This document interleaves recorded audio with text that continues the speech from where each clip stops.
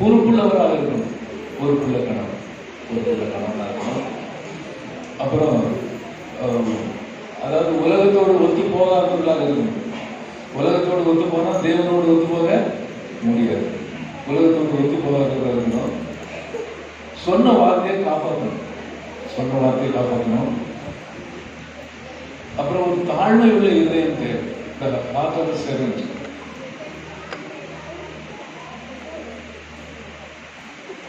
இன்னும் அதே மாதிரி கோபத்தை கட்டுப்படுத்துறவராக இருக்கணும். மனைவியை மதிக்கிறவராக இருக்கணும். அதுக்காக இயேசுவை நூற்றுக்கு பின்பற்றுகிறவராக இருக்கணும். சரி, இப்போ இந்த கணவனுடைய கடமைகளை நாம் இன்னும் சில கடமைகளை நாம் பார்க்கும்பொழுது, அதாவது சொந்த குடும்பத்தை நன்றாக நடத்துவர்களாக இருக்கணும். சொந்த குடும்பத்தை நடத்துவர்களாக இருக்கணும். மனைவியுடைய அதாவது மனைவியுடைய தனித்தன்மையை மதிக்கிறவர்களாக, மனைவியுடைய விருப்பத்தையும் மதித்து நடக்கிறவர்களாக இருக்கணும். எல்லாத்திலையும் பொறுமையாக இருக்கணும். குறைகளை பொறுமையாக ஏற்றுக்கொள்ள வேண்டும். மனைவிக்கு ஒரு நல்ல நண்பனாக இருக்கணும். வீட்டு வேலைகள் உதவி செய்யணும். நிறைய விஷயங்கள் இருக்கு. நம்ம சொல்லிக் கொடுக்கும் போதெல்லாம் நிறைய காரியங்கள் இருக்கிறது. இப்போ மனைவியை மன்னிக்கணும். ஒருவருக்கு கீழ்ப்படிக்கணும். பிள்ளைகள் மேல பொறுப்புள்ளவராக இருக்கணும். எல்லா காரியத்திலையும் ஒரு முன்மாதிரியான ஒரு வாழ்க்கை வாழணும். சரி, இந்த 40 ஆண்டுகளில் என்னுடைய அனுபவத்தை நான் உங்களோடு சொல்ல போகிறேன். சுருக்கமாக அதை தொடர்ந்து என்னுடைய மனைவி எப்படி குடும்ப வாழ்க்கை இருக்குது என்று நான் சொல்ல கேட்கிறேன்.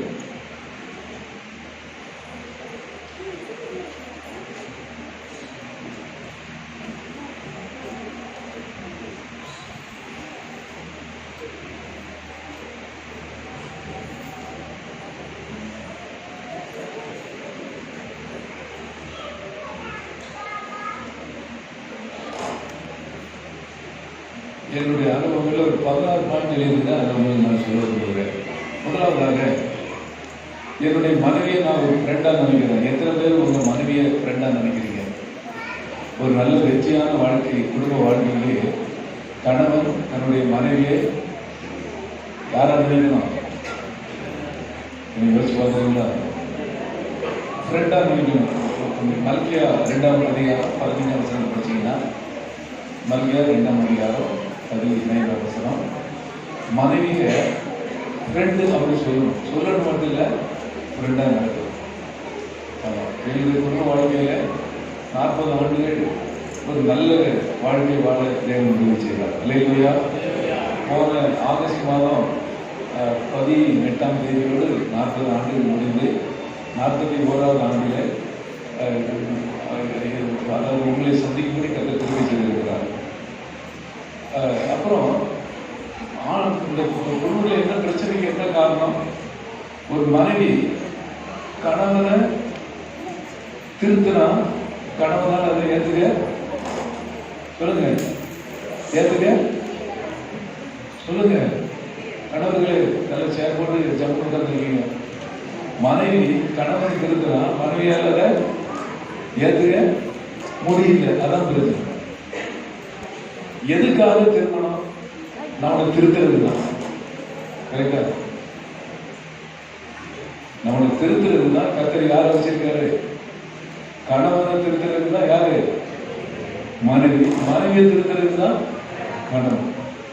நம்ம வாழ்க்கையில மிக பெரிய பிரச்சனை என்னன்னா, நாம் திருந்த விரும்புவது இல்லை.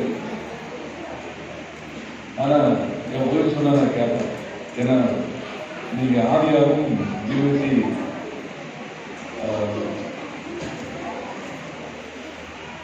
25ஆம் அதிகாரம் 12ஆம் வசனம் இல்ல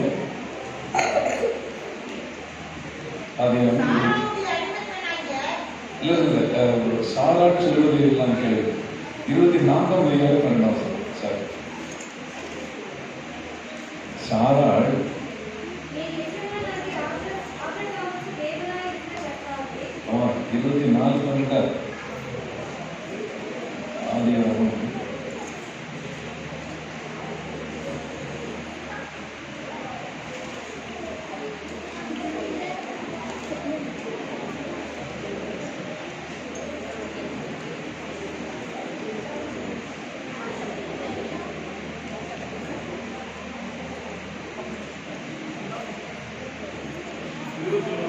21 23. அப்பொழுது தேவன் ஆபிரகாமை நோக்கி, அந்த பிள்ளையையும் உன் அடிமை பெண்ணையும் குறித்து சொல்லப்பட்டது உனக்கு துக்கமாய் இருக்க வேண்டாம். ஈசாக்கினிடத்தில் உன் சந்ததி விளங்கும். ஆதலால் சாராள் உனக்கு சொல்வதெல்லாவற்றையும் கேள். சாராள் உனக்கு, நீ கணவர்களாக ரெடி இல்லை, அதனால பிரச்சனை. ஒரு மனைவி சொல்றத கணவன் சொல்லுங்க, அதோ அனுபவம் பேசுகிறது. மனைவி சொல்றத கணவன் கண்டிப்பா கேட்கணும். அது நமக்கு நல்லது. மனைவி ஆண்டவர் நமக்கு பாதுகாப்பாக வைத்திருக்கிறார், துணையாக வைத்திருக்கிறார். எல்லா விஷயமும் நமக்கு தெரியாது. தெரிஞ்சா நமக்கு கல்யாணமே தேவையில்லை. என்னை விட என்னுடைய மனைவி கம்மியாக தான் படிச்சிருக்கிறார், நான் நிறைய படிச்சிருக்கிறேன். ஆனாலும் என்னை விட பல விஷயங்கள்ல என்னுடைய மனைவி சொல்ற அட்வைஸ் எனக்கு ரொம்ப பிரயோஜனமா இருக்கும்.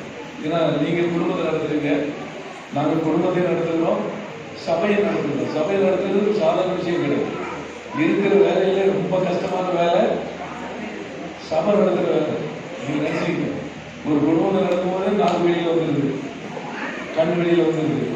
சபை நடத்துனா ரொம்ப கஷ்டம், பல போராட்டம், பல பிரச்சனைகள். சரி, அப்போ ஒரு நல்ல ஒரு குடும்ப வாழ்க்கைக்கு என்னுடைய அனுபவத்துக்கு சொல்லுகிறோம். என்னுடைய மனைவி என்னுடைய நல்ல ஃப்ரெண்டு. ரெண்டாவது, என் மனைவி சொல்றது நான் கேட்பேன். எனக்கும் கொஞ்சம் ஆண்டு மேல் மாடியில் கொஞ்சம் சரக்கு வச்சிருக்காரு, எனக்கும் தெரியும். ஆனாலும் நான் யோசிச்சு பார்க்கும்போது சில காரியங்கள் எனக்கு ரொம்ப பிரயோஜனமாக இருக்குது. அதனால மனைவி சொல்றது கேட்கறது எந்த வகையிலையும் தப்பே கிடையாது, என்னுடைய அனுபவத்துக்கு சொல்றேன். அடுத்தது, என்னை தெரியும் போது நான் யோசிச்சு பார்ப்பேன், ஓஹோ இப்படி செஞ்சா நல்லது, இப்படி செஞ்சா நல்லது. ஏன்னா நம்ம பல விஷயங்கள்ல நம்ம குறைவுள்ளவர்களாக இருக்கிறோம். அந்த குறையை நீங்கிறது தான் கர்த்தர் யாரை தந்திருக்கிறாரு? மனைவியை தந்திருக்கிறார். வேதம் சொல்லுகிறது நீதிமொழிகள் 22:18 மனைவியை கண்டடைகிறவன் நன்மையானதை கண்டடைகிறான், கர்த்தத்தில் தயவு. மனைவி ஒரு நன்மை, நன்மைன்னு நினைக்கிறோம். அது ஒரு கருத்தருக்கு நினைக்கூடாது, அது ஒரு பெரிய பிரச்சனையாக நினைக்கூடாது. நம்ம நினைக்கதான் கர்த்தருடைய வாழ்க்கையை நம்ம ஆசீர்வதிக்கிறார். உண்மையான சந்தோஷத்தை அப்பொழுதுதான் நாம் பெற்றுக்கொள்ள முடியும். அடுத்தது, அன்றாட வேலையில் உதவி செய்வது. எத்தனை கணவர்கள் மனைவிக்கு உதவி செய்யலாம்னு பார்த்தா பெரிய கேள்விக்குறி. நாங்கள் எல்லாம் சர்ச்சை வரணும், நீங்களாம் சண்டை கொண்டு வருவீங்க, நாங்கள் வந்து டெய்லி வருவோம். ஆமாம், நான் ரிட்டையர் ஆகி 10 வருஷம் ஆகிடுச்சு. நான் மத்தியானம் சாப்பிடுவோம், மணி 3 ஆகிடுச்சு. சர்வீஸில் இருக்கும் கரெக்டு. இப்போ எல்லாமே டைம்லாம் சேஞ்ச் ஆகிடுச்சு. அப்போ 2 பேரும் சேர்ந்தா தான் எல்லா வேலையும் சேர்ந்துது. எல்லா சர்ச் வேலை, பண தேவைகள் இருக்கிறது, யாருக்கு நம்ம வாங்க முடியாது. உங்களுக்கு தெரியும், நம்ம ஏரியா ஏரியா தெரியும். ஆமாம், தேவனை தான் எல்லாம் நம்பி இருக்கணும். அதாவது அன்றாட வேலையில உதவி. வீட்டு வேலையில கணவர்கள் மனைவிக்கு உதவி செய்வது யாருக்கு ஆசீர்வாதம்? கணவர்களுக்கு ஆசீர்வாதம். ரெண்டாவது, மனைவிக்கு ஆசீர்வாதம். ஒருவருக்கு உதவி செய்யணும், ஒருவர் கலகப்படும்போது தாங்க வேண்டும், அவளுக்கு நம்ம எல்லா வகையிலும் சப்போர்ட்டிவா இருக்கணும். அப்புறம் மிக முக்கியமானது, எல்லா காரியத்திலையும் உற்சாகப்படுத்தணும்.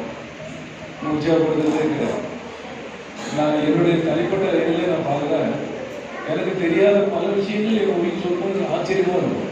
நான் அடிக்கடி சொல்லுவேன், நீ ஒரு படிக்காத மேதை அப்படின்னு சொல்லுவேன். ஓரளவுக்கு தெரியும், படிக்காத மேலே கிடையாது. இருந்தாலும் என்னுடைய லெவலில் அந்த அளவுக்கு எஜுகேஷன் டிப்ளமா தான், எல்லாருமே டிகிரி மாதிரி தான் அது. அப்போ நமக்கு தெரியாத விஷயங்கள் மனைவிக்கு தெரிஞ்சதுக்கு வாய்ப்பு இருக்கிறது. அடுத்தது, மனைவி திருத்த வேண்டும். எப்படி திருத்துறது? எல்லாத்துக்குமே திருத்தலாம், என்னாகும், நம்ம திருத்திடுவோம். அதில் ஜாக்கிரதையாக இருக்கணும். சொல்லக்கூடிய இடத்துல தனியாக அதை பார்த்து அதை பேச வேண்டும். அப்புறம் மனைவி எப்படி இருக்கிறாரோ அப்படி ஏற்றுக்கொள்ள வேண்டும். இப்போ நமக்கு நல்ல ஹெல்த்தி பாடி இருக்கலாம், மனைவிக்கு இல்லாம இருக்கலாம்.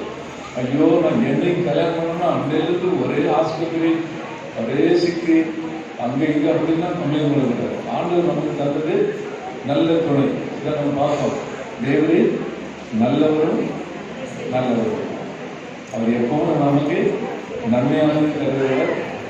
ஆகவே எப்படிப்பட்ட ஓய்வாக இருந்தாலும் நம்ம ஏற்றுக்கொள்ளணும். அது கற்பாக இருந்தாலும் சரி, வெளியாக இருந்தாலும் சரி, குள்ளமாக இருந்தாலும் சரி, நம்மளோட உயர்வாக இருந்தாலும் சரி, ஏற்றுக்கொள்ள வேண்டும். அடுத்தது அப்ரிசியேஷன். எத்தனை பேர் மனைவியை புகழ்வீங்க? எல்லாம் எது போய் போட முடியாது, புகழ்ற மாதிரி ஒன்றும் இல்லை அப்படின்னு சொல்றீங்க.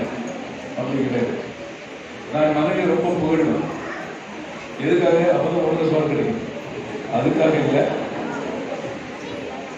மனைவி புகழணும். ஆண்டவரே அப்ப சொல்றாரு, என் பிரியமே, என் புறாவே, என் முத்தமையே, என் மனவாட்டியே, என் ரூபவதியே. நம்ம முடிச்சு சரியில்லை, இருந்தாலும் நம்மளே ஆண்டவர் புகழ்றாரு. மனைவி நம்ம புகழ வேண்டும். எதுக்கு புகழணும்? நல்லா அருமையா சமைச்சு கொடுக்குற ஒன்னே மாதிரி அழகு உள்ளவங்க யாருமே சரியா சொல்லுவோம்.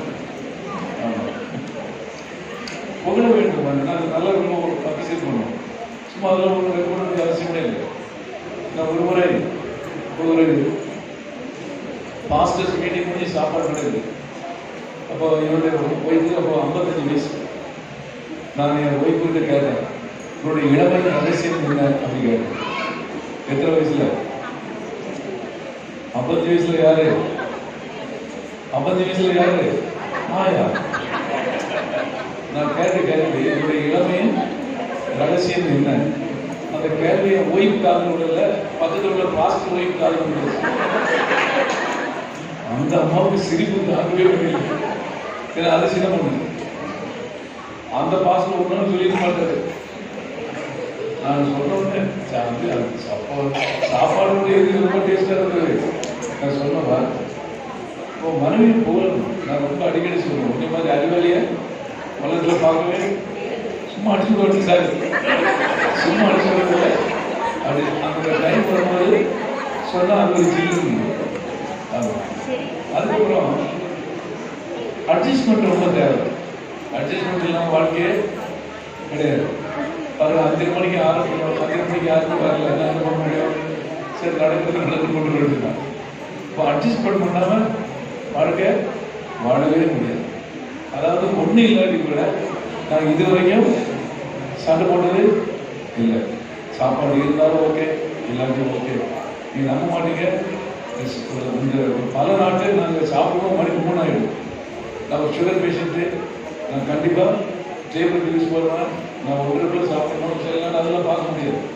அதுக்காக நான் ஒரு நாளும் எந்த சண்டையும் போட்டதில்லை. ஓகே, அல்லேலூயா சூத்திரம் அப்படி கம்மிடுவோம்.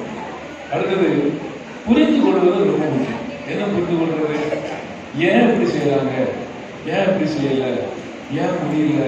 இந்த புரிந்து கொள்ளவில்லை என்றால் ஒரு சந்தோஷமான குடும்ப வாழ்க்கை வாழவே முடியாது. நமக்கு இல்லைன்னா வலிக்கும் தெரியும், அவங்களுக்கு இல்லாலும் வலிக்கிறது நமக்கு தெரிஞ்சிருக்கணும்.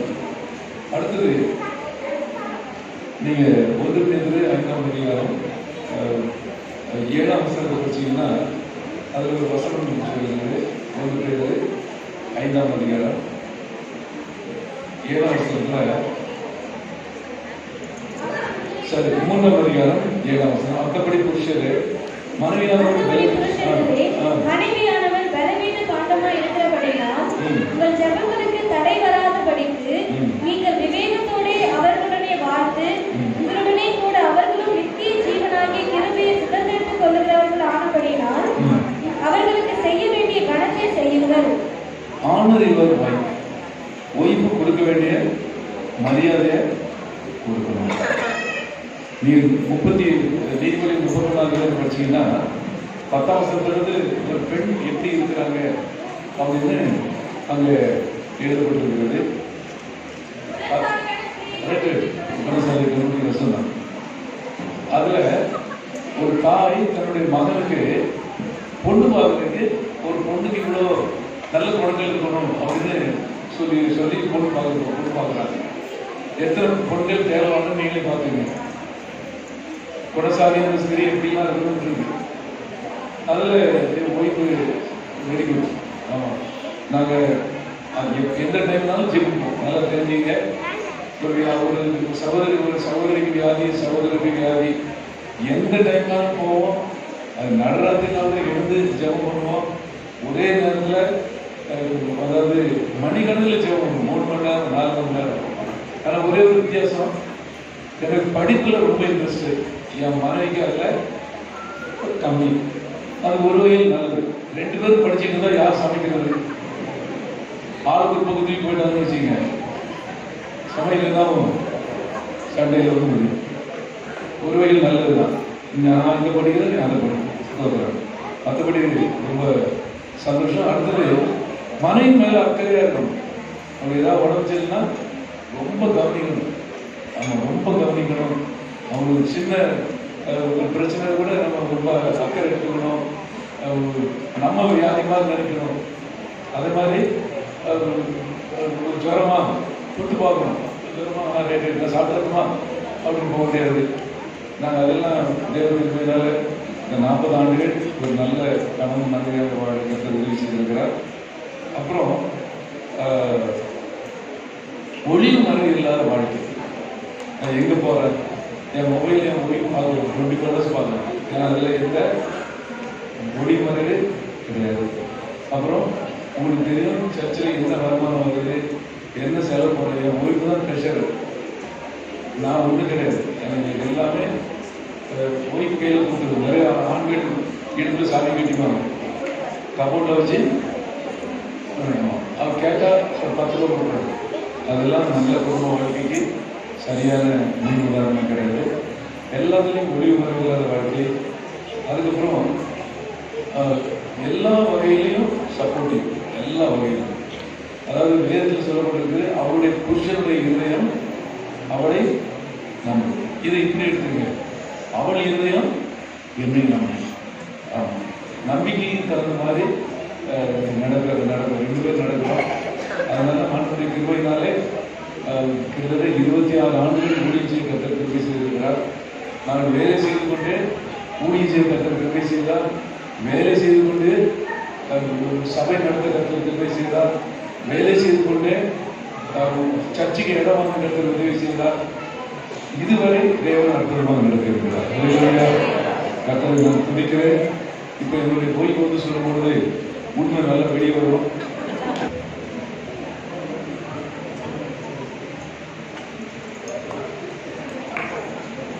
கர்த்தருடைய பரிசுத்த நாமத்துக்கு மகிமை உண்டாகுக. இந்த நாளிலும் உங்கள் எல்லாருக்கும் முன்பாக என்னை ஆண்டவர் நிறுத்தியிருக்கிறார், குடும்பமாக நிறுத்தியிருக்கிறார். அது தேவனுடைய கிருபை. உயிரோடு இருப்பதும் இந்த இடத்துல நிற்கிறதும் தேவனுடைய கிருபை என்பதை முதலாவது நினைத்து ஆண்டவராகிய இயேசுவுக்கு நன்றி செலுத்துகிறேன். பெண்கள் எப்படி இருப்பாங்கன்னு எல்லாம் சொல்லிகிட்டே இருந்தால் இன்னைக்கு முடிஞ்சு போயிடும். பிள்ளைங்க நிறைய பேர் ப்ரோக்ராமுக்காக காத்திருக்கிறாங்க. இனி ஒரு நாள் தனியாக மீட்டிங் வைங்க, வச்சா நான் எப்படி இருக்கணும் என்னன்றத கரெக்டாக பெண்களுக்கு சொல்கிறேன். ஆனாலும் நம்ம எப்படி இருக்கணும் ஒரு சில வார்த்தைகளை சொல்லி, என்னுடைய கணவரை பற்றி நான் சொல்ல வேண்டியது முக்கியமான வேலை, கண்டிப்பாக சொல்லி தான் ஆகணும். ஆண்டவர் எனக்கு கொடுத்த மிகவும் அருமையான அன்பான ஒரு கணவர். அதனால நான் அதை கண்டிப்பாக சொல்லி ஆகணும். அதையும் சில வார்த்தைகளை குறிப்பிட்டு சொல்லி முடிப்பேன். நேரம் கிடைத்தா திருப்பி இன்னும் ஒரு முறை விவரமாக பயிர்த்து கொள்ள தேவன் உதவி சொல்லுவாங்க. பெண்களாக இருக்கிறன்னா அதிகமாக நிறைய காரியம் இருக்கு.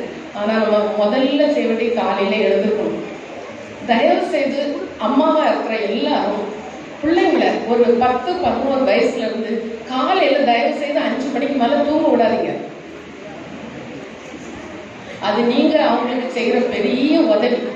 வாழ்க்கையில அவங்க ஆசீர்வாதமா இருப்பாங்க, நல்ல செழிப்பா இருப்பாங்க. 5 நீங்க ஆண்டவருடைய பிள்ளைகளா இருந்தா 5 மணிக்கு எழுப்பி கொஞ்சம் எல்லாரும் வச்சு கொஞ்சம் ஜெபம் பண்ணி வேதம் வாசித்து முடிச்சுட்டு உங்களுக்கு அவங்க படிக்கணும்னா படிக்கலாம்.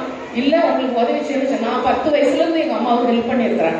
அதனால சொல்றேன், 10 வயசுல இருந்து ஒரு குடும்பத்துல 10 பேருக்கு செய்ய வேண்டிய எல்லா வேலையும் செய்து வளர்ந்த ஒரு நான் சின்ன பிள்ளைகளுக்கு செய்த ஆள் தான் நான். அதனால நான் கண்டிப்பா சொல்லலாம். அதனால அதிகாலையில எழுதுறது மிகவும் முக்கியம். இந்த காலத்துல என்ன செய்யறாங்க பெற்றோர், என் பிள்ளை பாவம் ராத்திரியெல்லாம் படிச்சு ராத்திரி என்ன 10:30 மணிக்குள்ள படிச்சுட்டு படுக்க சொல்லுங்க, சொல்லிட்டு 5 மணிக்கு எழுப்பி விடுங்க. ஏன் முடிச்சிருந்து ராத்திரி 11 மணிக்கு மேல கண்டிப்பா மண்டையில ஏறவே ஏறாது. பிள்ளைங்க புக்கை வச்சுட்டு தூங்கிட்டு தான் இருப்பாங்க. அதை ஃபர்ஸ்ட் நீங்க நினைச்சுக்கணும். நல்ல அம்மாவா இருந்தா நீங்க அதை செய்யுங்க. அப்போ உங்க பிள்ளைங்களும் வருங்காலத்துல எப்படி இருப்பாங்க? ஒரு நல்ல அம்மாவா நீங்க உருவாக்கி வளர்த்து விடுறீங்க. இல்லைன்னா நீங்க அவங்களை கண்டிப்பா கெடுக்குறீங்க. அவங்கள திருமணம் பண்ணி கொடுக்குற வேலையில அவங்க வீட்டுல போய் கண்டிப்பா அவங்க சஃபர் பண்ணுவாங்க, அது நிச்சயம். ஏன்னா கொஞ்சம் வேலையில கற்றுக் கொடுங்க. அதுக்கு பிறகு 11 வயசு 12 வயசு வரும்போதே சின்ன சின்ன வேலைகளை கற்றுக் கொடுத்து 15 வயசுக்குள்ள கண்டிப்பா சமையல் கற்றுக் கொடுக்க வேண்டியது மிகவும் மிகவும் மிகவும் அவசியம். சில வீட்டுக்கு போனா சுடு தண்ணி தான் எனக்கு வைக்க தெரியும், சமைக்க தெரியுமா? என்னது சுடு தண்ணி? சுடு தண்ணியை தலையில ஊற்றிட்டு போக வேண்டியதுதான், வேற ஒன்றும் செய்ய முடியாது. சுடு தண்ணி அது வேற என்ன செய்ய முடியும்? ஒன்றுமே செய்ய முடியாது. அதனால தயவு செய்து பெண் பிள்ளைகளுக்கு ஆண்கள் கண்டிப்பா கத்துக்கிறாங்க. ஏன்னா இந்த காலகட்டத்தில் பசங்களாம் படிச்சுட்டு எங்கேயோ வேலைக்கு போயிடுறாங்க. அங்க போய் எல்லா ஹோட்டலும் சாப்பிட்றது இல்லை. தயவு செய்து ஹோட்டலில் சாப்பிட்டா கடைசியில் வயிற்றுல நிறைய பிரச்சனை. அது அவங்களுக்கு பின்னாடி தான் தெரியும். ரெகுலராக ஹோட்டல் சாப்பிட்றவங்களுக்கு எவ்வளோ பிரச்சனை. ஆனால் நிறைய பாய்ஸ் என்ன செய்யறாங்க, படிக்கிறப்பயே மெஸ்ஸு, ஆனால் வேலைக்கு போனோடனே செல்ஃப் மெஸ். அவங்க சமைச்சிடுறாங்க. நிறைய பேர் 90%, ஒரு 10% தான் அந்த இதெல்லாம் வாங்கி சாப்பிட்றாங்க. ஆனால் பெண்குள்ள பிள்ளைங்க கேர்ள்ஸ் வந்து சொகுசான லைஃப். ஏன்னா யார் கொடுத்த செல்லம்? அம்மா கொடுத்த செல்லம். அப்படிதான் இருக்கிறாங்க. அதனால தயவு செய்து அப்படி வளர்க்காதீங்க. காலையில் எழுந்துக்கணும், வேலை ஜெபம் பண்ணணும், சமைக்க கற்றுக் கொடுக்கணும். அப்படி இருந்தால் நீங்கள் அன்பாக உங்களை நடத்தணும். ஒரே நாளில் எல்லாம் வர முடியாது. பொறுமையாக அன்பா பிள்ளைங்களை ரொம்ப திட்டாதீங்க, அசிங்கமாக திட்டாதீங்க. சில பெற்றோர் சொல்ற வார்த்தைகளை சகிக்கவே முடியாது. அது என்ன செய்யும்? 3 வயசுல இருந்தே சொல்ற வார்த்தைகள் இல்ல பார்க்கிற சில காரியங்கள்லாம் அப்படியே மனசுல பதிஞ்சிடும் பிள்ளைகளுக்கு. அது 30 வயசுல 39 வயசுல 60 வயசு வரைக்கும் அது காரியம் ஞாபகம் இருக்கும். அதனால பிள்ளைகளை எங்க அம்மா அன்னைக்கு அப்படி திட்டுச்சு, அதனால தயவுசெய்து ரொம்ப திட்டாங்க. அந்த நாளை திருத்தி எல்லா காரியங்களையும் சொல்லிக் கொடுங்க. ஆண்டோட வசனத்தை சொல்லிக் கொடுங்க, கற்றுக் கொடுங்க. அதுக்கப்புறம் நம்ம எப்படி இருக்கணும் ஒரு குடும்பத்துலன்னா, கணவருக்கு நம்பிக்கைக்குரியவராக இருக்கணும். நிறைய பேர் சீட்டு போட்டு ஓட்டாண்டியா போயிடுறாங்க. அவங்க சம்பாதிச்சு கொண்டு கொடுப்பாங்க, இன்னொரு வேலை சம்பாதிக்கலாம். சம்பாதிச்சாலும் இங்க சீட்டு அங்க சீட்டு இங்க சீட்டு. அவங்க ஒருத்தவங்க ஏமாத்திட்டு போனா அங்க போனா அங்க போனோம். அது எதுக்கு? உங்களுக்கு 100 ரூபாய் மீதி ஒரு நாளைக்கு 100 ரூபாய் உங்க கணவர் உங்களுக்கு கையில வருமானம் தந்தா அதுல தயவு செய்து ஒரு 10 ரூபாய் சேமிக்க கற்றுக்கொள்ளுங்கள். அந்த 90 ரூபாய் சமைங்க. கறி வாங்கணும், மீன் வாங்க முடியலையா, மீன் அது வாங்க 4 முட்டை வாங்க, 2 உருளைக்கிழங்கு வாங்க, ஒரு தக்காளி, ஒரு வெங்காயம், சூப்பர் குழம்பு, இஞ்சி போட்டு வைங்க. அருமையான குழம்பு. ஆளுக்கு பாதி முட்டை சாப்பிட்டா கூட டேஸ்ட். வாரத்துக்கு 2 நாள் வச்சு உங்களுக்கு செலவு கொஞ்சம் குறையும். குழம்பு மாத்துங்க. என்னைக்கும் மீன் கறி வாங்க காசு இல்லை, அவங்க சம்பாதிச்சு தரல சண்டை போடாதீங்க. தயவு செய்து இருக்கிறதுல கடன் வாங்க நினைக்காதீங்க. இருக்கிறதுல சரி ஒண்ணுமே இல்லையா, அதை கேழ்வரகு மாவு இருக்கு, கஞ்ச காய்ச்சி குடிச்சிடலாம், ஒன்றும் பிரச்சனை, கெட்டு போகுது, உடம்புக்கு நல்லது. ரொம்ப அப்படி வருகிற வருமானத்துல அதிகமா செலவு பண்ணாம கடன் வராத அளவுக்கு நம்ம செய்யற உதவி கணவருக்கு அது பெரிய உதவியா இருக்கும். நம்ம அவங்க கடன்ல மாட்டி வச்சோம்னா சில சூழ்நிலை கடன் நம்ம ஒன்றும் கடன் செலுத்த முடியாது. அது அப்படியே நம்பிக்கைக்கு அது பணத்துல மட்டும் இல்லை, அன்றாட வாழ்க்கையிலையும் மற்றவர்கிட்ட நம்ம பேசுற காரியங்களையும் எல்லா காரியங்களையும் நம்ம கணவர் நம்ம நம்புற மாதிரி நம்ம நடக்கணும். அது மாத்திரம் எப்பயும் உண்மையை பேசணும். அதுதான் ரொம்ப கஷ்டமான வேலை. எப்பயும் உண்மையை நம்ம தலைப்பான போயிட்டு போட்டு ஒண்ணுமே பிரச்சனை. தயவு செய்து எல்லாரும் உண்மையை பேசுங்க. நம்ம உண்மை பேசி நல்ல வாழ்க்கை வாழ்ந்தா மரியாதை யாருக்கு? நம்முடைய கணவருக்கு தான். நமக்கு வர 2வது தான். எங்கேயாவது யாராவது நம்மளை நல்ல விதத்துல பார்த்தாங்கன்னா ஓ அவரோட ஒய்ஃபு அப்படின்னு சொல்றப்ப நமக்கு கிடைக்கிற மரியாதையோட யாருக்கு அதிகமான மரியாதை கிடைக்குது? நம்ம அவங்களுக்கு கொடுக்குற வெகுமதி அதுதான். அதனால நம்ம அப்படி வாழ கற்றுக்கொள்வோம், உண்மை பேசுவோம், போய் சொல்லக்கூடாது. அதுக்கு பிறகு நம்ம வருங்காலத்துல முன்னேறணும், எதிர்காலத்தை முன் வச்சு நம்ம வாழணும். எப்பயும் நம்ம நல்லா வந்துடணும், எப்படியாவது இந்த காரியத்தை வச்சு செய்து நல்லா வந்துடணும்னு நம்ம நினைக்க வேண்டியது நம்ம கடமை. அதுக்காக ரொம்ப அதையும் செய்ய முடியாது. திட்டமா ஜபம் பண்ணி ஆண்டவருடைய ஆலோசனையோடு கணவருடைய ஆலோசனையோடு நம்ம அப்படி செய்தோம்னா நம்ம எதிர்காலத்துல நல்ல செழிப்பா வரணும், நல்லா இருக்கணும்ட்டு நம்ம அப்படி ஒரு அக்கறை எப்பயும் நமக்கு எப்பயும் மனசுல இருக்க வேண்டியது நம்ம எதிர்காலம், நம்ம பிள்ளைகளுடைய எதிர்காலம் செழிப்பா இருக்கணும், நல்லா இருக்கணும். அந்த எண்ணத்தோடு நம்ம வாழணும். எப்பயும் ஐயோ நம்ம நல்லா இருக்க மாட்டோம், நம்ம அந்த நெகட்டிவ் திங்கிங்கை கம்ப்ளீட்டா என்ன செய்யணும்? கம்ப்ளீட்டா விட்டுறணும். அப்புறம் வேலை செய்யறதுக்கு பலன் தர்றது ஆண்டவர் தான். ஆண்டவர்கிட்ட ஜெபம் பண்ணி ஆண்டவரே வேலை செய்ய முடியல தான் பலன் தாங்க நீ கேட்டு வேலை செய்யணும். அது மட்டும் இல்லை, மற்றவர்களுக்கு நம்ம உதவி செய்யணும். அந்த மனசு கண்டிப்பா பெண்களுக்கு தேவை. சுயநலம் இருக்கவே கூடாது. நம்மளை விட ஏழைங்க எத்தனையோ இருப்பாங்க. தயவு செய்து நம்ம சொல்றது கொஞ்சம் நம்மளை விட ஏழைகளுக்கு நம்ம நான் எங்க அம்மாட்ட கத்துக்கிட்டது வேற ஒன்றும் கத்துக்கல, அவங்களுக்கு நான் ஒன்றும் வாங்கிட்டு வரல. ஆனா ஒன்னே ஒன்று கத்துக்கிட்டேன், மற்றவங்களுக்கு கொடுக்கறது. அந்த ஒன்று தான் எங்க அம்மாட்ட இருந்து கத்துக்கிட்டேன். அதுக்காக நான் கொஞ்சம் வருத்தப்படுறேன். அந்த ஒன்று தான் கத்துக்கிட்டேன். இன்னும் ஒரு 4 காரியம் கத்துக்கிட்டு இருந்தா எனக்கு இன்னொரு 4 காரியம் சொல்ல முடியும். ஆனா நான் வேற எதையும் கத்துக்கல. அந்த ஒன்றை கற்றுக்கிட்டேன். அந்த ஒன்றை நீங்களும் கற்றுக்கிங்க. மற்றவங்களுக்கு நம்ம நிறைய இருந்தால் தான் கொடுக்க முடியும் அப்படி கிடையவே கிடையாது. கொஞ்சம் இருந்தால் கூட மற்றவங்களுக்கு நம்ம உதவி செய்யும் போது அது நமக்கும் திருப்தி, அவங்களுக்கும் சந்தோஷம், ஆண்டவரும் சந்தோஷப்படுவார். இப்படிப்பட்ட வாழ்க்கையை நம்ம பெண்கள் இன்னும் நிறைய இருக்கு, சொன்னா சொல்லிக்கிட்டே இருக்கலாம் நாளைக்கு. அதனால அந்த காரியத்தை முடிச்சுக்கிறேன். நம்ம உண்மையா இருக்கும். எல்லா காரியத்திலையும் இப்படி நடந்து கடவுளுக்கு நம்ம மேன்மையாக கொண்டு வர்றதுக்கு நம்ம முயற்சி எடுப்போம். அவ்வளோதான். அதுக்கு பிறகு எங்களுக்கு திருமணம் ஆகி 40 ஆண்டுகள் 6 மாதம் ஆயிடுச்சு. நாங்கள் ஆகஸ்ட்லேயே நல்ல ஒரு ஸ்தோத்திர கூட்டம் வச்சு நல்ல ஆண்டவரை இவ்வளவு நாள் நடத்தின வழிகளை பற்றி சொல்லி கர்த்தருக்கு நன்றி சொல்லிட்டு எல்லாருக்கும் ஒரு நல்ல திருப்தியாக சாப்பாடு தந்து எல்லாரோடும் மகிழ்ச்சியாக இருக்கணும்னு நாங்கள் ரொம்ப நினைச்சோம். ஆனால் எல்லாம் COVID-19 வந்து ஒரு லாக் போட்டுருச்சு, முடியவே இல்லை. அப்புறம் இந்த வேலை நடந்துட்டு இருந்துச்சு. ஆண்டவருடைய கிருபையினால ஒரு 23ஆம் தேதி சேர்க்கணும் நாங்கள் போபால் போயிட்டோம். போபால்ல இருந்து வந்த லைட்டு இதெல்லாம் போய் பார்த்து வாங்கணும். ஆண்டவருக்கே மகிமை. எங்கே போனாலும் ஆண்டவர் வாங்குறதுல தான் முக்கியமாக இருக்கும். அதை வாங்கிட்டு வந்து இப்போ போட்டுட்டு இந்த நாளில் சபை ஆரம்பித்து 26 ஆண்டுகளும் எங்களுக்கு திருமணமாகி 40 ஆண்டுகள் 6 மாதம். எப்படி என்னுடைய கணவர் என்னிடம் எப்படி நடந்து கொண்டாங்க, நான் அவங்களை எப்படி முன்மாதிரி சில குறிப்புகளை மட்டும் சொல்றேன். நீங்க அப்புறம் பார்க்கலாம். முதலாவது எங்களுக்கு 1980ஆம் ஆண்டு ஆகஸ்ட் 18ஆம் தேதி திருமணம் ஆகுது. அவங்க வேற டிஸ்ட்ரிக்ட், நான் வேற டிஸ்ட்ரிக்ட். திருமணமாகி வந்தாச்சு. ஆனா முதலாவது அவங்கள்ட்ட கற்றுக்கணும், என் கண்ணு முன்னால பார்த்தது என்னன்னா ஜெப வாழ்க்கை.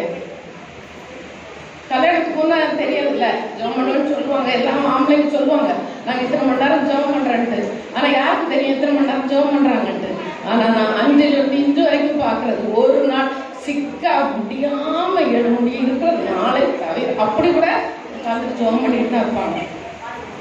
ஜெப வாழ்க்கைன்னா அப்பதான் ஒரு 6 மணி நேரமா தூங்குவாங்க. இப்போ என்னால எனக்கு மனசு அவங்கள்ட்ட உள்ள ஒரே ஒரு குறை முதல்ல சொல்லிடுறேன். ஒரு 4 மணி நேரம் 3.5 மணி நேரம் தான் தூங்குறாங்க. நான் சொல்றது அட்வைஸை கேட்காத ஒரே அட்வைஸ் அது ஒண்ணுதான். தயவு செய்து வயசு ஆகிட்டே போகுது, பிள்ளைங்கெல்லாம் இருக்காங்க, இங்கேயும் நமக்கு நிறைய பிள்ளைங்க இருக்காங்க. இன்னும் சுகத்தோட பலத்தோட ஆண்டவர் கொடுக்குற நாள்ல இன்னும் கொஞ்சம் இருக்கணும்னா குறைஞ்சது 5 மணி நேரம் தூங்குங்க அப்படின்னு சொல்லுவேன். ஆனா கேட்கவே மாட்டாங்க.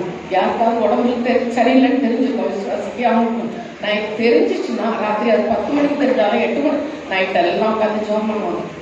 இதுதான் இந்த ஒன்று தான் அவங்க எனக்கு இருக்கு. நான் சொல்லி கேட்காத விஷயம்தான் இந்த ஒன்று தான். அது ஒன்று செய்ய முடியாது, அது ஆண்டவருக்கும் அவங்களுக்கும் உள்ளது.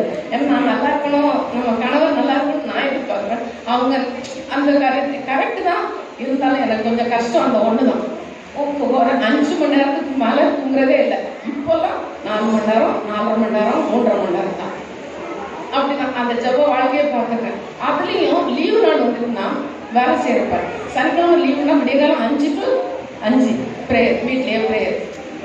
சபை ஆரம்பிக்கிறதுக்கு முன்னாடியே அப்போ ப்ரேயர் ஒரு நாள் ஃபுல்லாக போயிடுது. இப்படிதான் மீதி நேரம் படிப்பு, எல்லாம் வேலை. கொஞ்சோண்டு வீட்டில் இடம் இருந்தாலும் அதில் ஒரு பாவக்காய் செடி, அதில் ஒரு பீர்க்கங்காய் செடி. நாங்கள் முதல்ல இருந்த வீட்லேயும் சரி, எந்த வீட்டில் இருந்தோம் கொஞ்சம் இடம் இருந்தாலும் எப்படியாவது 4 காய் கிடைச்சிடும்.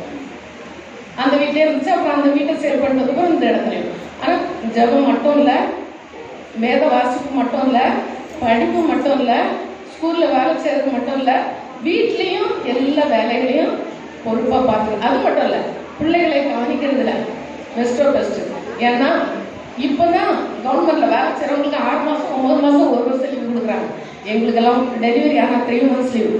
டெலிவரிக்கு 1.5 மாதத்துக்கு முன்னே எடுக்கணும். 1.5 மாதம் முடிச்சோன்னே நாங்கள் வேலைக்கு போனோம். அப்போ எத்தனை 1.5 மாதத்து குழந்தை யார்கிட்ட கொடுத்துட்டு போனோம்? அவங்க கையில் தான் கொடுத்துட்டு போனோம். அப்படி தான் கொடுத்துட்டு போனேன். நைட் டியூட்டிக்கு போயிடுவோம். யாரையும் டிபெண்ட் பண்ணதே இல்லை. அவங்க இரவு முழுசும் அவங்க பார்த்துக்குவாங்க. வீட்டில் ஆள் கண்டிப்பாக வச்சுருந்தோம். ஆனால் நைட்டில் அவங்களுக்கு ஒரு வேலை கிடையாது. ரூம் லாக் பண்ணிடுவாங்க. குழந்தைய பார்த்து 2 பிள்ளைங்களையும் நைட்டெல்லாம் நான் டியூட்டிக்கு போயிட்டா ஃபுல்லாக வளர்கிற வரைக்கும் அவங்க தான் பார்த்தாங்க. அதுக்கப்புறம் கொஞ்சம் வளர்ந்த பிறகு கூட இந்த ஸ்டேஜ் வந்தோடனே குளிப்பாட்டுறது, ட்ரெஸ் பண்ணுறது எல்லாம். இது வரைக்கும் எனக்கு அயர்ன் பண்ண தெரியாது. நான் டெய்லி யூனிஃபார்ம் போடணும். அவங்க டெய்லி ஒரு ட்ரெஸ் போடுவாங்க. பிள்ளைங்களுக்கு டெய்லி ஸ்கூல் யூனிஃபார்ம். அவங்க ஆண்களே தெரிஞ்சுக்கணுங்க. அவங்க வேலைக்கு போகிறவங்க ரொம்ப ஹார்ட் ஒர்க் பண்ணுவாங்க. பிள்ளைங்கள அப்படி நேசித்து சொல்லி கொடுப்பாங்க. எல்லா பிள்ளைங்களும் அவங்களுக்கு படித்தவங்க எங்கேயோ இருக்கிறாங்க. பார்த்தா அவ்வளோ நேரத்து கூட ஒருத்தரை பார்த்தா அவ்வளோ மரியாதை தான். ஆனால் அயன் பண்ணுறது ஃபுல்லாக அவங்க தான். கடையில் கொடுத்து அயன் பண்ணுறது ஏதோ ஒரு காட்டன் அப்படி தான். மற்றபடி ஃபுல் அயனிங் அவங்க பண்ணி தந்துடுவாங்க. ஏன்னா எனக்கு நான் சமைக்கணும். அப்படி பொறுப்பாக பார்த்துடுவாங்க. அப்போ எவ்வளோ பொறுப்பு பார்த்துக்கணும். அன்புல ஃபஸ்ட்டு ஆண்டவர், 2வது நான் பார்த்துக்கிறது என்னுடைய அருமையான கணவர் மட்டும்தான். ஏன்னா நான் அந்த அன்பெல்லாம் எங்கேயும் பார்த்து வளரல. அன்புனா நம்ம இப்படி நல்லா இருக்கிறப்ப எல்லாரும் அன்பாக இருக்கலாம், பேசலாம், ஜாலியாக இருக்கலாம். ஆனால் என் வாழ்க்கையில் பாதி நாள் கல்யாணத்துக்கு பிறகு ஒரு கொஞ்ச நாளைக்கு பிறகு இது வரைக்குமே சிக்னஸ்ல தான் என் லைஃப் போயிருக்கு. யாருக்கும் நான் எவ்வளோ சிக்குன்னு தெரியாது. ஃபஸ்ட்டு ஆண்டவருக்கு தெரியும். என் ஆண்டவருக்கு தெரியும், எனக்கு தெரியும். அதில் ஒரு 50% அவங்களுக்கு தெரியும். நான் வெளியே காட்டிக்க மாட்டேன், முடியாத சூழ்நிலை தெரியும். ஆனால் நான் எவ்வளோ சிக்காக இருந்தாலும் நான் அவங்கள ஒரு தாயை போல பார்க்குறேன், கணவராக பார்க்கல. எப்பயும் என்னை எப்படி பார்த்துருக்காங்கன்றதுக்கு நாங்கள் அதனால தான் ரொம்ப ஃப்ரெண்ட்ஸாக இருக்கோம். அதனால இல்லை, நாங்கள் நல்ல ஃப்ரெண்ட்ஸ். அவர் முதல்ல சொல்லிட்டாங்க. ராத்திரிலாம் மணிக்கணக்காக பேசிக்கிட்டு இருக்கோம். இப்போ வரைக்கும் எங்களுக்கு நிறைய பேசுறதுக்கு டைம் உண்டு, இன்னும் கடைசி வரைக்கும். ஆனால் ஒன்றே கேட்டுக்கிட்டு 2 பேரும் ஒரே நாள் நாங்கள் உங்கள்கிட்ட வரணும். உங்கள் வருகை வந்துட்டு 2 பேரும் ஒரே நாள் வந்துடலாம். அதுதான் நாங்கள் கேட்போம். நான் கேட்பேன், நாங்கள் 2 பேரும் கேட்டுப்போம், நானும் கேட்டுக்கேன். அப்படி ரொம்ப அன்புனா சிக்னஸ்ல அவ்வளோ சிக்னஸ். எவ்வளோ பெரிய ஆப்ரேஷன் பண்ணி ஹாஸ்பிட்டல் இருந்தேன். யாரையும் தெரிஞ்சவங்களா உங்களை கூட்டி முதல் 10 நாள் வைக்கணும். அதே பார்க்கணும். அவங்க தான் கூட இருந்து பார்த்து எழுந்திருக்கவங்களை தூக்கி என்னை கொண்டு போய் குளிக்க வச்சு எல்லாம் செய்து என்னை பொறுப்பாக பார்த்துக்கிட்டோம். ஒரு பேஷண்ட்டை தூக்குனதுல டிஸ்கு ப்ரொலாப்ஸ் 6 மாதம் படுக்கையாக இருந்தேன். அப்போ பார்த்துக்கிட்டது அவங்க தான். திருப்பி மயக்கத்தில் எவ்வளோ நாள் இருந்தேன். இன்னைக்கு வரைக்கும் இல்லை. இப்போ லேச திரும்பினா கீழே தான் படுத்துவேன், உழுதுவேன். அவ்வளோ மயக்கம் உண்டு. ஆனால் பார்த்து பொறுமையாக கொஞ்சம் மேடு பள்ளத்தில் போனால் என்ன இன்னைக்கு வரைக்கும் பிடிச்சி பார்த்து நான் எப்படி வரேன், ஒழுங்காக நடக்கிறேன். நான் எத்தனை கணவர் அப்படின்னு நினைப்பாங்க. எத்தனையோ பெண்களுக்கு அப்படி இருக்கு, மயக்கம் இருக்குலாம் இருக்கு. ஆனால் கணவர் என்ன செய்வாங்க, ஸ்பீடாக போயிட்டு இருப்பாங்க, அவன் எப்படியோ வந்துடுவாங்க. ஆனால் என்னுடைய கணவர் அப்படி இல்லை. நான் இப்படி வரேன்னா பத்திரமா அவங்க ஸ்பீடாக நடப்பாங்க. இருந்தாலும் வேற எங்கன்னா போயிடுவாங்க. வேற எங்கேயாவது போனால் மேடு பண்ணாமல் இருக்க ஏதோ விழுந்துடக்கூடாது. ஒருத்தர் கீழே விழுந்துட்டேன். வீட்டுக்குள்ளே கிடக்கிற கதவை திறக்க வந்தாங்க. அவங்க வெளியே நிற்கிறாங்க. இங்கே ராத்திரி 12 மணி இருக்கும். அப்புறம் கேட்டு ஏறி குதிச்சு நல்ல வேலை சாவி அந்த கரண்டாவது விழுந்துச்சு. திறக்க போனால் அப்படியே மாறிடும். திருப்பி அதை சாவி எடுத்து திறந்து வந்து என்னை தூக்கிட்டு போய் படுக்க வச்சு எனக்கு 1 மணி நேரத்துக்கோ பிறகு தான் எனக்கு தெரியும் என்ன நடந்துச்சு. இந்த சூழ்நிலை எல்லாவற்றிலும் என்னை எவ்வளோ தூரம் பார்த்து இன்னும் இல்லை எனக்கு சொல்ல முடியாது. அவ்வளோ சிக்னஸ்ல நான் எவ்வளோ கஷ்டப்படுறேன். இன்னைக்கு வரைக்கும் பிபி காசு எல்லாம் இருக்கு. இருந்தாலும் என்னை எப்படி பார்த்துக்கிறாங்க, என்னையும் பார்க்கறது மட்டும் இல்லை, பிள்ளைங்களை பார்த்துக்கிறாங்க, உங்களை எல்லாரையும் பார்த்துக்கிறாங்க. ஏன்னா உங்களுக்கு ஒரு கஷ்டம்னா அவங்க தூங்குறத நான் பார்த்ததே இல்லை. என்னால் ரொம்ப நேரம் உட்கார முடியாது. நான் கொஞ்ச நேரம் தான் 1 மணி நேரம் 1.5 மணி நேரம் தான் உட்காந்து நான் ஜோம் பண்ணுவேன். காலைல 3 மணி 3:15 ஜோம் பண்ணுவாங்க. பக்கத்தில் தான் அதில் ஒரு சேர் தனியாக வச்சுருப்பாங்க, ஜோம் பண்ணுவாங்க. சத்தமே தெரியும் எனக்கு ஜோம் பண்ணிட்டு இருக்காங்க. என்னால் எழுந்து நிற்க முடியாது. காலையில் அவ்வளோ வலிக்கும். ஆனால் ஒரு 5 மணிக்கிட்ட தான் 4:45 5க்கு தான் ஒரு சின்ன பாட்டு லேசாக தொடங்குவாங்க. நான் எழுந்து அப்புறம் ஜோம் பண்ணிட்டு 1 மணி நேரம் 1.5 மணி நேரம் 2 நிமிஷம் நல்லா இருந்தாங்க. எவ்வளோ நேரம் 8:30 மணி வரைக்கும் கூட இருப்பாங்க. இல்லை எனக்கு முடியல அப்போ நான் படுத்துட்டே ஜோம் பண்ணுறேன். ஏன்னா என் முதுகு அப்புறம் டேட்டு நான் நான் ஒரு ஆளை போல நடப்பேன். என்னை சிக்னஸ்ன்னு யாரும் பார்க்காங்க. நான் பலம் தந்திருக்காரு. ஐயோ பாவம் சிஸ்டர்னு தயவுசெய்து சொல்லிடாதீங்க. அப்படி சொன்னால் அது எனக்கு தான் டேஞ்சர். நான் நல்லா இருக்கேன்னு தான் நினைக்கிறேன். அதனால அப்படி வியாதி நேரத்தில் தான் நம்மளை கவனிக்கிறது அன்பே தவிர நல்லா இருக்கிற நேரத்தில் கவனிக்கிறது அன்பு கிடையாது. அது முடியாதுல எல்லாம் வெளிப்பட தந்தாலும் சொல்லிட்டாங்க. அதே போல் நாங்கள் 2 பேருமே ஒருத்தருக்கு ஒருத்தர் நல்ல கரெக்டாக உண்மையாக இருப்போம். யார் கொடுத்தாலும் யாருக்கு இது கொடுத்துருக்கோம், இது இப்போ செய்திருக்கிறோம் அப்படின்ட்டு எல்லாம் வெளிப்படையான தன்மையான வாழ்க்கை. அது மட்டும் இல்லை, நிறைய ஆலோசனை எதுனாலும் இருந்துச்சு. சர்ச்சுக்கு கூட எது வாங்க போனால் நிறைய பாஸ்டர்ஸ் ஒய்ஃபை கூட்டிகிட்டு போகிறதில்ல. ஆனால் என்னை இந்த டைல்ஸ் வாங்குறதுலேருந்து கிரானைட் வாங்குறதுலேருந்து என்னை கூட்டிகிட்டு போயிருக்காங்க. கூட்டிகிட்டு போயிட்டு பிடிக்குதா எல்லாரும், என்னை மட்டும் இல்லை, திருப்பி என்ஜினியர் வருவார், யாரும் வருவாங்க. அப்போ எல்லாரும் அப்போ நீங்கள் வரணும், கட்டி மூடி நான் வரலன்னு சொன்னால் கூட நீங்கள் வரணும். அப்போ வந்து எல்லாம் சேர்த்து ஒரு ஆலோசனை பண்ணி தான் அந்த ஆலோசனை எல்லா காரியத்துக்கும் அதே மாதிரி செய்கிற குணம் இருக்குது. அது பெரிய இது பண ஆசை கிடையாது, ரெண்டு பேருக்குமே கிடையாது. அதுக்காக கத்தரை துதிக்கிறாங்க. நாங்கள் பண ஆசை இருந்துச்சுன்னா கலைவன நகர் ஃபுல்லாக எங்களுக்கும் சொந்தமாக இருக்கும். ஏன்னா நாங்கள் கோடிக்கணக்கில் சம்பாதிச்சிருக்கோம் ரெண்டு பேரும் சேர்ந்து. ஆனால் அன்னைக்கு கூட ஒரு நாள் சொல்கிறாங்க, நமக்கு ஆண்டவர் தந்திருக்கிறது ஒரே ஒரு வீடு தங்குவதற்கு. நம்ம இந்த வீடு நமக்கு சொந்தம் கிடையாது, கண்ணை மட்டும் நம்ம ஆண்டவருக்கு தான் போகணும். ஆனால் எல்லாரும் நினைப்பாங்க, என் ஃப்ரெண்ட்ஸ் எல்லாம் நினைப்பாங்க நிறைய வச்சுருக்காங்க. ஆனால் எங்களுக்கு ஆண்டவர் தந்திருக்கு குடி இருக்கிறதுக்கு ஒரு நல்ல வீடு. அந்த ஒன்று தான் தந்திருக்காரு. அதை எதையும் நாங்கள் வச்சு வைக்க ஆசைப்படல. பண ஆசை சிலருக்கு பணம் பணம் பணம் பணம் பணமே ஆசைப்பட்டு இருப்பாங்க. நான் ஒரு 10 ரூபா கிடைச்சாலும் அது யாராவது ஒரு பிள்ளை கொடுக்கலாமா, ஒரு வேற எதுக்காவது ஒன்று செய்யலாமா, ஐயோ எவ்வளோ கஷ்டப்படுறாங்களே, சர்ச்சுக்கு எதாவது வாங்கிடலாமா, இதைத்தான் சொல்லுவேன். சரி வாங்கிடலாம். அதே மாதிரி அவங்களும் ஒருத்தர் கஷ்டப்படுறாங்கன்னு சொல்லிட்டா உடனே நான் டிரான்ஸ்ஃபர் பண்ணி கொடுத்துறேன், ஃபீஸை கட்டிட்டு போட்டோம். அதனால எங்களுக்கு ரெண்டு பேருக்குமே அந்த பண ஆசை இல்லாமல் இருக்கிறது எவ்வளோ நல்லது. கர்த்தர் நம்ம நடக்கிறாரு. அதுக்காக நம்ம ஒன்றும் இல்லாமல் இருக்கக்கூடாது, எல்லாத்தையும் கொடுத்துட்டு நம்ம சும்மா இருக்கக்கூடாது. ஆனால் அப்படி இருக்கக்கூடாது. பண ஆசைனா சேர்த்து வைக்கணும்னு அந்த ஆசை இல்லாமல் நமக்கு போதுமானவர்கள் இருக்கணும்னு நினச்சி திருப்தியாக இருந்தாலே அது போதுமானது. அதே மாதிரி நல்லா கஷ்டப்பட்டு வேலை செஞ்சு எத்தனை பேர் நினைக்கிறீங்க? ஆமாங்க, எங்கள் கணவன் நினைக்கிறாங்க. இன்னைக்கு வரைக்கும் வயசு என்னன்னு கேட்குறீங்களா? 69 முடிஞ்சிருச்சு. சொல்லுங்க, தெரியும். இன்னைக்கு வரைக்கும் எவ்வளவு சுறுசுறுப்பா நீங்க பாருங்க, வேண்டாம் அவ்வளவு சுறுசுறுப்பா இருப்பாங்க. எத்தனை பேர் நீங்க ஆண்கள் அவ்வளவு சுறுசுறுப்பா இருக்கணும்னு நினைக்கிறீங்க? இனி அப்படி இல்லாதவங்க நம்ம இப்போ ஐயோ அவர் இவ்வளோ வயசுலேயே சுறுசுறுப்பா இருக்கு, நமக்கு இதோட பாதி வயசு இல்லை 3/4 வயசு தான் இன்னும் நம்ம சுறுசுறுப்பா இருக்கணும்னு நீங்க நினைக்கிறேன். அவ்வளோ சுறுசுறுப்பு. நான் சுறுசுறுப்பா இருந்தாலும் என்னோட அதிக சுறுசுறுப்பு அவங்க தான். அதே மாதிரி இருக்காங்க. சுத்தத்தில் நம்பர் 1 நானும் சேர்த்தான். இந்த கார்பெட் வாங்குறதுக்கு எங்கள் வீட்டில் கார்பெட் போட்டு 5 வருஷம் ஆச்சு. அது வாங்கணும் வேற. அப்போ அதே மாதிரி சர்ச்சுக்கு லாஸ்ட் டைம் அந்த நியூ இயர் அன்னைக்கு வீட்டில் இருந்து தான் எடுத்து போடுவாங்க. பழசாக இருக்க எப்படியாவது வாங்கிடுங்க. அந்த வாங்கின ஆளுக்கு ஃபோன் பண்ணி நேரத்து கொண்டு வர சொல்லி இப்படி கூட்டிட்டு வந்து பார்த்தா அந்த 2 தான் கிடச்சிச்சு ஒரே கலராக. நம்ம அப்படி நீட்டாக பார்த்தோட சுத்தமாக இருக்கும். எங்கேயும் நான் இன்னைக்கு நிறைய நான் சொல்லலை, எங்கேயும் தொட்டு பார்க்கறது தூசி இருந்தால் அப்புறம் சரி பண்ணுறது தான் வேலை. சரி, அதை நேரடியாக பேசிக்கலாம். அதனால சுத்தம்.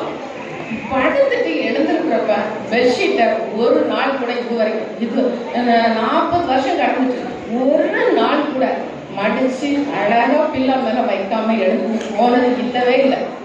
நான் என் பெட்ஷீட்டை மட்டும் சொல்லுவாங்க, வச்சுட்டு போ, நான் மடிக்கிறேன். நாங்கள் மடிப்பேன். எப்படியாவதுனா சரி நீ போயிட்டு டைம் ஆயிடுச்சு நான் மடிச்சிடுவேன். அதே மாதிரி பிள்ளைங்களுக்கு தான் ட்ரைனிங்.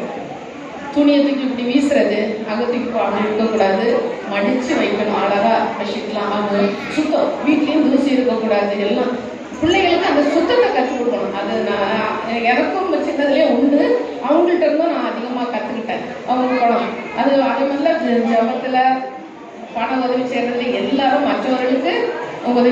அது மாத்திரம் இல்லை, 2 குடும்பம்னு வரக்குள்ள எப்படி இருக்கும்? எங்கள் குடும்பத்தில் எனக்கு 5 பிரதர்ஸ், 5 பேரும் 5 கோணத்தில் இருக்கிறாங்க. அவங்க வீட்டில் மொத்தம் 5 பேர், அவங்களோட சேர்த்து 5 பேர். அவங்க 5 பேரும் அவங்க ஆளுக்கு போகணும். எப்படி அட்ஜஸ்ட் பண்ணுறது? நானும் 100க்கு 100 அட்ஜஸ்ட் பண்ணுவேன், அவங்களும் இங்கே 100க்கு 100 அட்ஜஸ்ட் பண்ணுவாங்க. அண்ணன் தம்பிக்குள்ளே பேசாமல் இருந்தால் கூட நாங்கள் 2 பேரும் எல்லாத்தையும் பேசுவோம். திட்டினாலும் சரி, என்ன சொன்னாலும் சரி, நாங்கள் எதை பற்றி கவலைப்பட மாட்டோம். நம்ம பேசாமல் இருக்கக்கூடாது. இப்பயும் ஒரு இக்கட்டான சூழ்நிலையில் கூட சரி நான் வரமாட்டோம் போக மாட்டோம்னு சொல்லி நாங்கள் 2 பேரும் பேசிக்குவோம். அதுக்கப்புறம் கொஞ்ச நேரத்தில் பார்த்தா எல்லாம் மனசே மாறி போயிடும். சரி நம்ம என்னத்தை கொண்டு போக போகிறோம், ஆண்டவர் தான் எல்லாத்தையும் பார்க்குறாருன்னு சொல்லிட்டு அந்த சமாதானம். குடும்ப உறவுல பெண்கள் ஆண்களுடைய கணவருடைய குடும்பத்தில் உள்ளவங்களை நேசிக்க கற்றுக்கொள்ளணும்.